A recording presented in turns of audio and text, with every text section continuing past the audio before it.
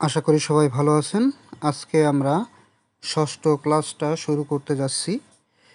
এখানে দেখুন যে আমাদের একটা টেবিলের কোড লেখা আছে।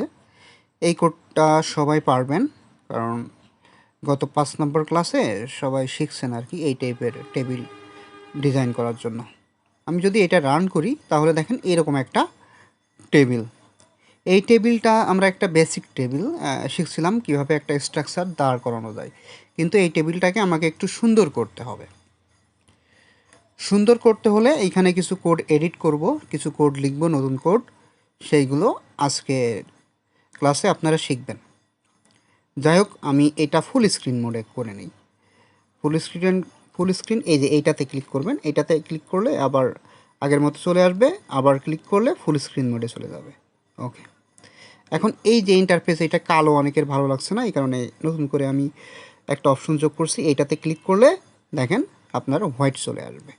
হোয়াইট দিয়েও কাজ করতে পারবেন, আবার ব্ল্যাক দিয়েও কাজ করতে পারবেন, কোনো সমস্যা নাই।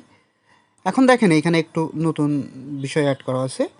আমি বলছিলাম যা কোড লিখবো সব বডির ভিতরে, এটা কিন্তু বডির ভিতরে লিখছি, ফুল স্ট্রাকচার লেখা আছে। আমি বলছিলাম HTML দিয়ে শুরু করব, HTML দিয়ে শুরু করছি। এখন উপরে দেখেন একটা লাইন লেখা আছে ডক টাইপ HTML। এটা দ্বারা বোঝাই এটা হচ্ছে HTML5। এই যে এইটা একটু খেয়াল করবেন, এই লেখাটা দ্বারা বোঝায় যে এটা HTML5। আর এইখানে দেখেন আমি এইখানে ক্যাপশন দিয়ে লিখছিলাম যে টেবিলের যে শিরোনামটা থাকবে সেটা এখানে ক্যাপশন দিয়ে লিখছিলাম, কিন্তু তারপর আমি বলছিলাম যে টেবিলের বাইরেও লেখা যায়, আমরা টেবিলের বাইরে লিখছি। এই কারণে কি প্রবলেম হয়েছে দেখেন যে এটা এই টেবিলের বাইরে বের হয়ে গেছে। আমি যদি ক্যাপশন দিয়ে লিখতাম তাহলে এটা ভেঙে নিচে চলে আসতো। আচ্ছা, যাই হোক, আমরা টেবিলটা একটু সুন্দর করব। সুন্দর করার জন্য আমি একটা জিনিস আপনাদের বলি, সেটা হচ্ছে আমরা এই যে সাপোজ এই যে 01 এটাকে মিডিলে আনবো, এটাকে এক পাশে আছে, এটা এক মিডিলে আনবো।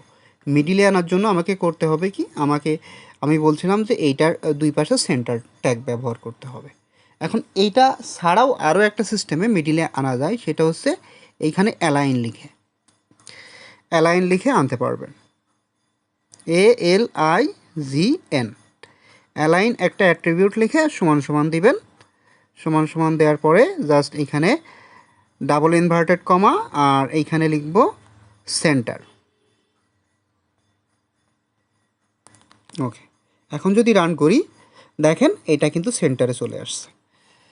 আপনি চাইলে সেন্টার ট্যাগও ব্যবহার করতে পারবেন, অথবা এইভাবে অ্যালাইন অ্যাট্রিবিউটের মাধ্যমেও মাঝে নিয়ে আসতে পারবেন।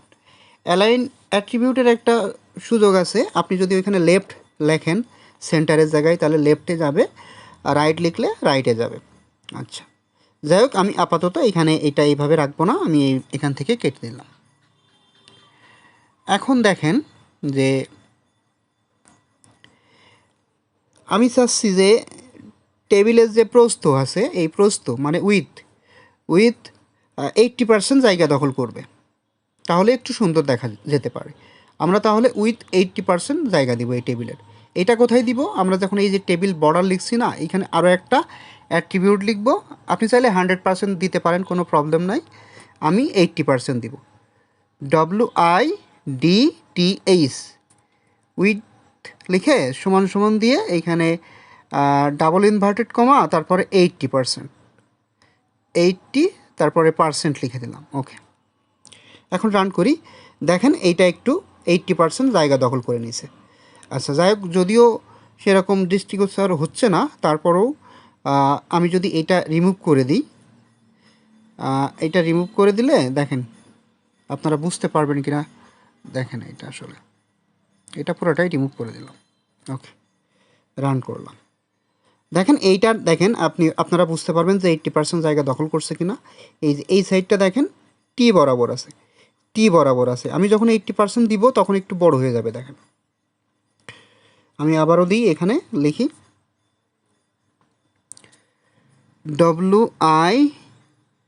WIDTH উইথ, মানে প্রস্থ 80% জায়গা দখল করে নেবে। আপনাদের সুবিধা মতো দিতে পারেন 100%, কেউ 50% দিতে পারেন, কেউ 60%, ঠিক আছে, যার যেরকম ভালো লাগে। 90% দিতে পারেন, 95%, মানে আপনার ডিজাইন অনুযায়ী আপনার দেখতে কোনটা ভালো লাগছে এটা আপনার উপর নির্ভর করবে। আমি রান করে দিলাম, দেখেন যে আগে টি বরাবর ছিল, এখন কিন্তু বি বরাবর চলে আসছে, একটু বড় হয়েছে। যাই হোক, এটা আমরা প্রথম কাজ করলাম যে একটু বড় করে নিলাম। এখনও আমরা অনেক কাজ করব সুন্দর দেখানোর জন্য, ঠিক আছে? এবার আমরা চাই যে অ্যালাইনটা সেন্টার থাকুক, মানে টেবিলের অ্যালাইনটা সেন্টারে থাকুক, মানে যে পেজটা থাকবে পেজের সেন্টারে থাকবে যাতে এই টেবিলটা পেজের সেন্টারে নিব, এই লেখাটাও পেজের সেন্টারে নিব, ঠিক আছে?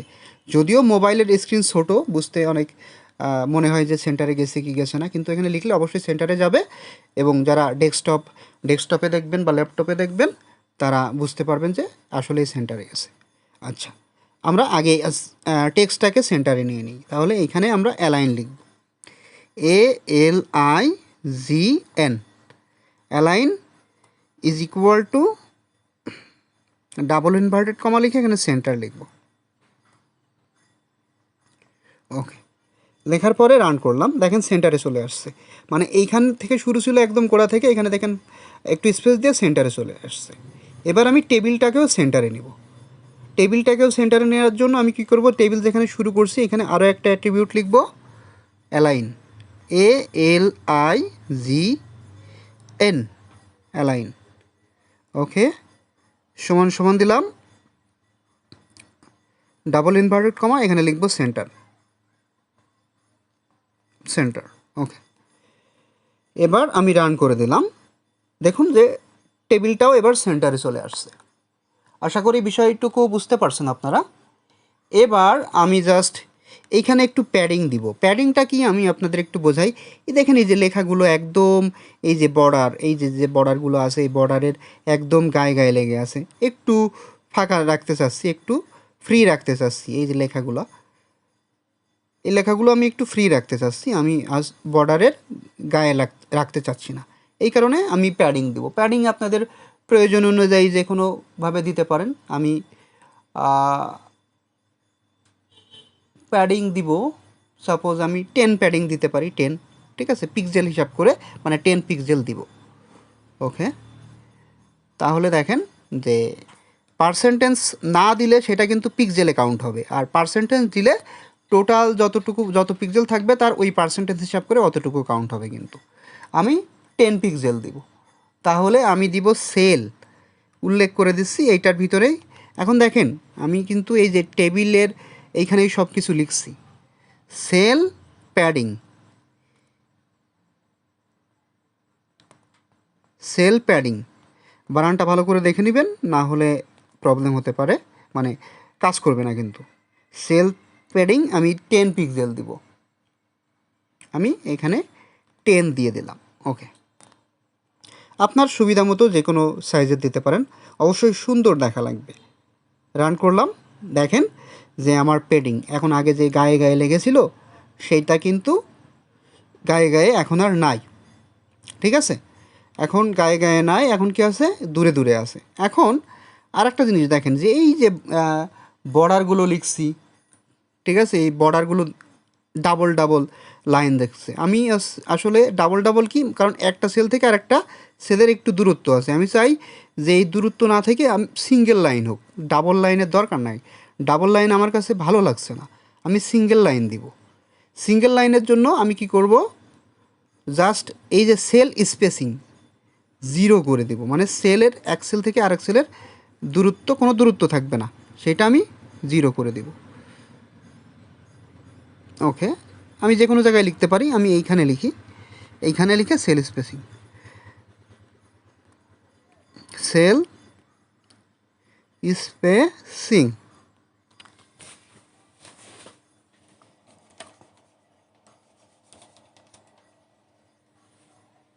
Sell spacing, sorry spacing. ওকে,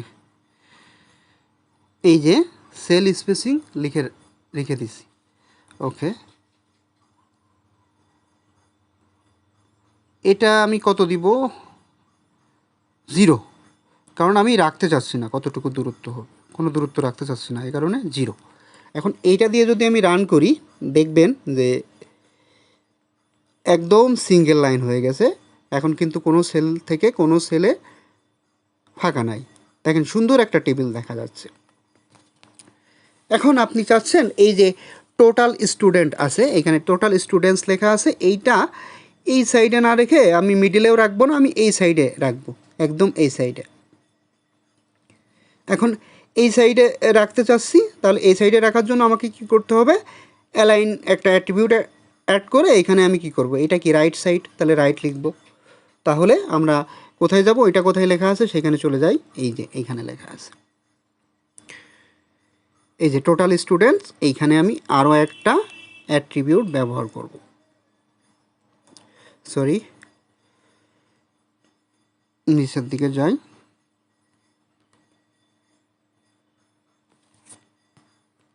কোথায় গেল, ডিলিট করে ফেললাম নাকি?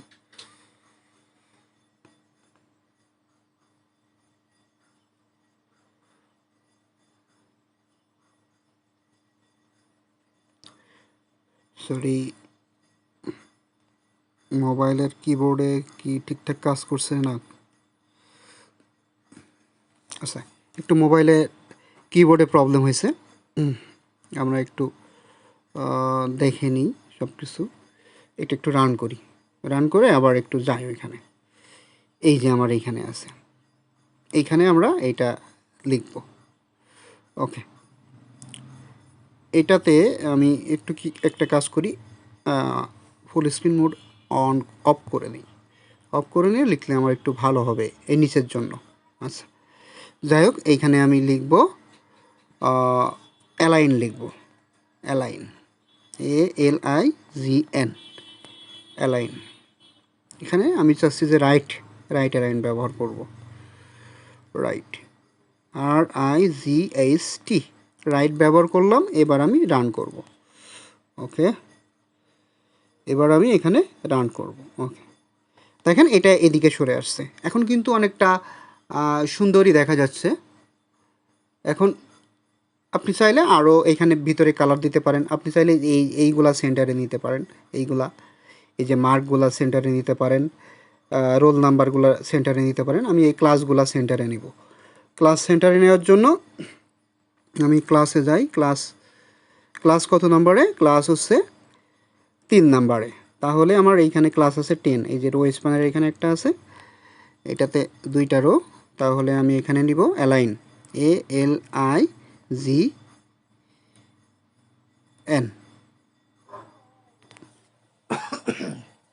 সরি। আচ্ছা, আমরা এখানে একটু ডাবল ইনভার্টেড কমা দিয়ে এখানে আমি লিখি সেন্টার, সরি ভেন্টার হয়ে গেছে, আমি সেন্টার এখান থেকে। আচ্ছা, বড় হাতে ছোটো হাতের কোনো প্রবলেম নাই, কারণ আসলে HTML কেস সেন্সিটিভ না, আপনি বড় হাতে ছোটো হাতের ব্যবহার করতে পারেন।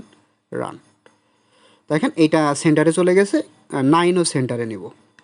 9 সেন্টারটা নেওয়ার জন্য, 9টা কোথায় আছে, যেহেতু 2টা মানে পরেরটাই নাই, তৃতীয়টাই আছে, এই যে এইটাতে আমরা হচ্ছে অ্যালাইন করে নিব, অ্যালাইন, LIGN। ওকে, এটাতেও আমরা সেন্টারে নিব,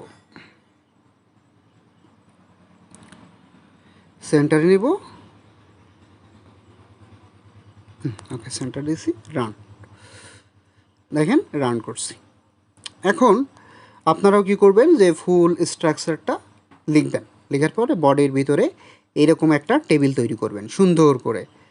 আর একটা বিষয় দেখবেন, যে একটা খেয়াল করবেন, যে এইখানে এই যে আপনার এই যে এইখানে আছে, এইখানে কোথাও ক্রস না দেখায়, ক্রস দেখানো মানে ভুল আছে এর ভেতরে।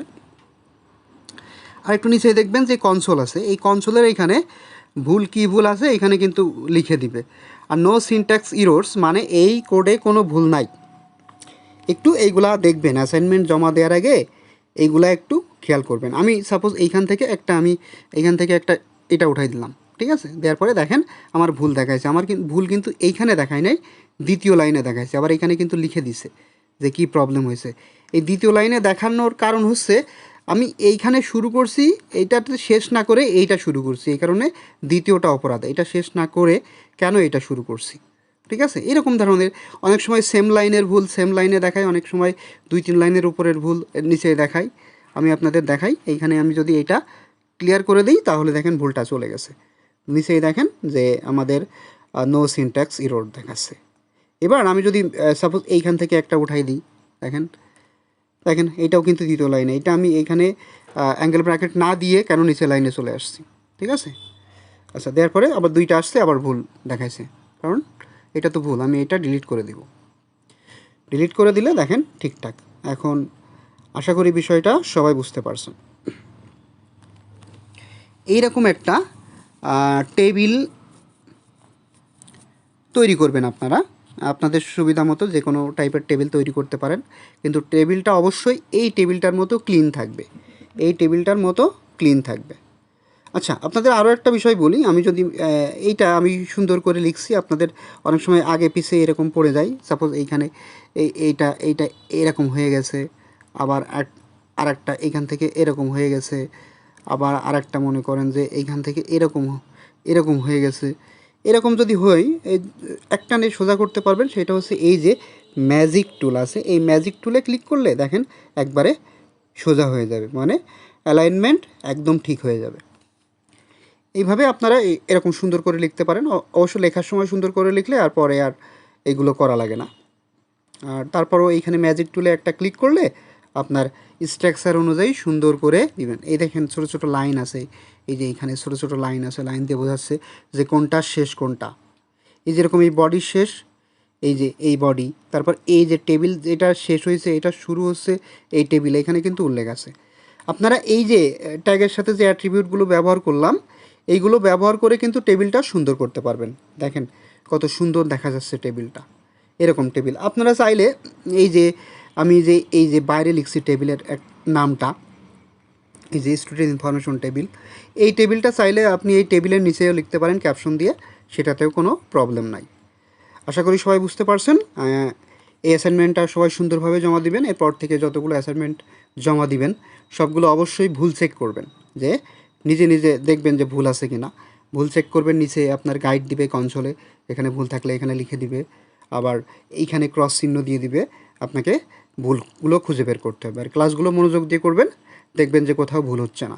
আর এই যে ফুল স্ট্রাকচার লিখবেন, বডির ভিতরে টেবিলটা লিখবেন। আমি যদি এইখান থেকে এটা বাদ দিয়ে দিই, দেখেন আমি উপর থেকে এই বডির অংশটুকু এটা বাদ দিয়ে দিলাম। ওকে,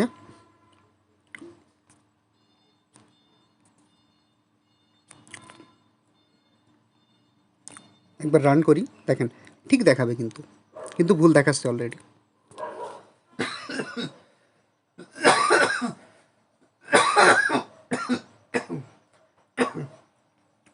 সরি, কাশি হচ্ছে বারবার। আচ্ছা, যাই হোক, আমরা আবার একটু রান করি, রান করে দেখেন ঠিক দেখাচ্ছে। আমরা এবার নিচের থেকে এইখান থেকে আমরা এগুলো কেটে দিব। এখন এটার জন্য আমি ফুল স্ক্রিন মোড অফ করে দিলাম, নিয়ে এখান থেকে আমার কাটার জন্য সুবিধা হবে আর কি। আচ্ছা, দেখে দেখে কাটবো। এই যে বডি কেটে দিলাম, পুরোটা কেটে দিলাম। এই দেখেন এটার বেলায় আমাকে হচ্ছে এইখানে কিন্তু ভুল দেখাচ্ছে। যদিও এটা লিখলে কাজ করবে, তারপরেও আমাকে ভুল দেখাচ্ছে, কারণ পুরো স্ট্রাকচার না লিখলে আপনার ওয়েবসাইটে কাজ করবে না, যদিও এখানে দেখাবে। ওকে, আশা করি সবাই বুঝতে পারছেন। ধন্যবাদ সবাইকে।